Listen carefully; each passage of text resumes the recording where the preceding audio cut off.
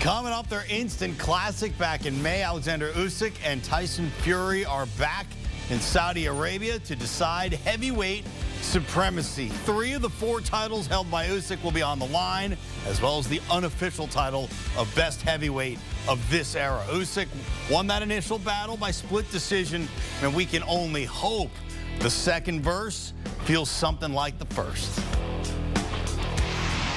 Big fight coming our way via Riyadh. Happy to welcome in CBS Sports combat sports analyst Brian Campbell. BC, I mean, this really feels like 2 lions getting ready for battle to crown the king of the jungle here. How do you see Fury responding from the only loss of his professional career? Look, it's been a very weird Tyson Fury this week. Normally you see a jovial 6'9" giant. Yes, he'll talk a little bit of trash, but you can normally see him more relaxed. This has been a far different training camp for Fury, who told media this week he secluded himself on the island of Malta with no contact with his family, his children, his father for 3 months. And if you've seen him at any of the press events this week, it's been a lot of secrecy, let's say. At the open workout, Fury showed up with an oversized sweatshirt and a leather jacket. He did the same thing at today's weigh-in with the large leather jacket and the huge pants. What we don't know coming in, and this will be key, is exactly what type of shape that Tyson Fury is in. Because if you've listened to his words all week, no matter what question was asked of him about the fight, about Usyk, and about his strategy, he's pretty much said the same thing. You can expect damage, you can expect a lot of pain, and you can expect me to knock Alexander Usyk out. So what am I expecting? I'm going to take him for once at his word, Russ. Normally, you got to take what Fury says with a grain of salt. But coming off of his first loss, I do think he's here for one thing, and that's a toe-to-toe war. Hey, look, he weighed in at over 280 pounds, highest of his career. If he takes off the leather jacket and the sweatshirt and the pants and he has a six-pack, we'll have the biggest upset of the year before the first bell even starts. Hey, hard to believe Usyk only moved up to heavyweight in 2019, and this will be just his 7th fight in that weight class, yet he is undeniably at the top of the heavyweight food chain. What is it about Usyk that makes him one of the greats already?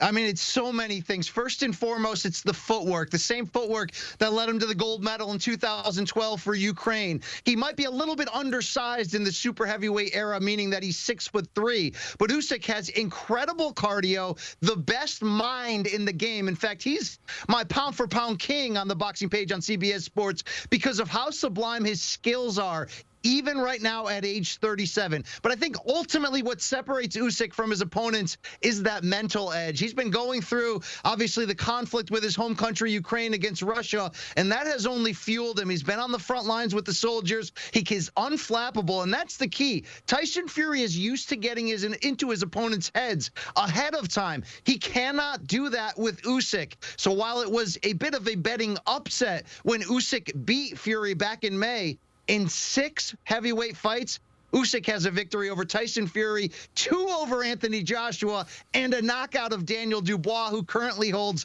the IBF title. For a fighter not known as a big puncher in this weight class, he sure had Tyson Fury literally on the ropes, dropping him in round 9 of their first meeting, and he's coming in now as the betting favorite because we know what he can do technically, but it's that heart, it's that IQ, and that mindset that really separates Usyk from the rest. You know what? Let's talk about that first fight between these two. It was awesome. It was entertaining. Ultimately, a split decision for Usyk. What do you think each fighter can take from that first fight that we should be on the lookout for in Saturday's rematch?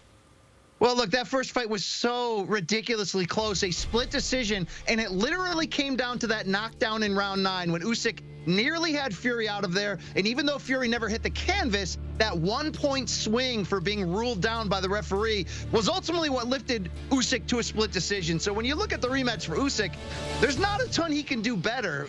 You have to believe he almost overachieved in that first fight against the Giant. But one thing he does is, for a fighter known as a clever boxer, he pushed the pace against Fury. Why was that key? Because Fury seemed to dominate the middle rounds from distance, using a big right counter uppercut to stun Usyk multiple times. But once that fight hit about the 8th round, you saw a stamina dump from Fury, who was trying to keep up with Usyk and couldn't. So for Usyk, it's all about cardio, aggression, and obviously that balance in the pocket of keeping his defensive guard, but being daring and landing big shots. Now for Fury, there's a lot of debate. If he's fooling us in this weight, coming in on the scale with a leather jacket and the pants, maybe a weighted vest underneath, who knows, then maybe that's telling you he's slimmed down in reality and he's here to try to match Usyk step for step, point for point.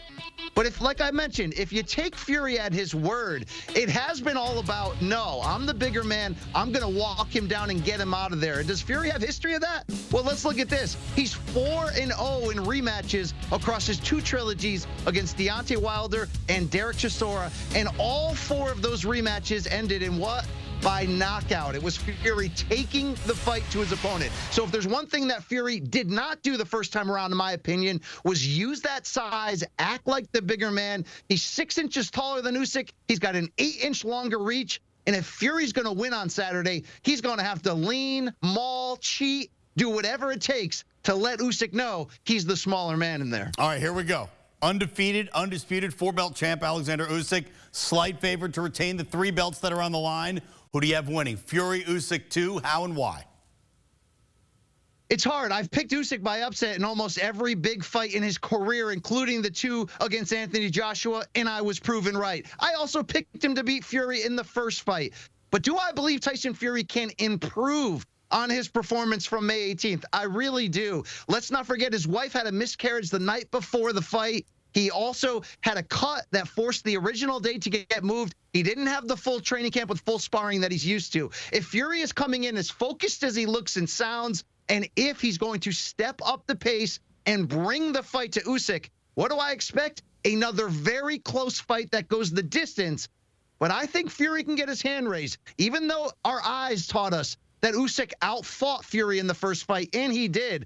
Again, that fight for all 3 judges was basically 6 rounds to 6 on paper, with that 1 knockdown separating them. If Fury can be in better shape, be more active, this is a close fight that he can and probably will win, in my opinion, to set up one of the biggest heavyweight title trilogies in the history of this sport. Make no mistake about it. These are 2 all-time greats, as you said, fighting to see who will be the face of this era. And I don't think their rivalry is going to be done after Saturday night. Man, if part 2 is anywhere near part 1, it should be awesome. And if it goes the way, BC, you're saying, we're going to get a part 3. And for Fury, that'd be his 3rd trilogy at the heavyweight title level. Amazing stuff. Really looking forward to this on Saturday. BC, always a good time talking about the sweet science with you. Thanks. And some serious money on the line Saturday. According to reports, total purse of Usyk and Fury's rematch, nearly $200 million. That's up from the $150 they split in their first meeting. Usyk expected to take home a guarantee of 60%. That would land him among the richest reported payouts in boxing history.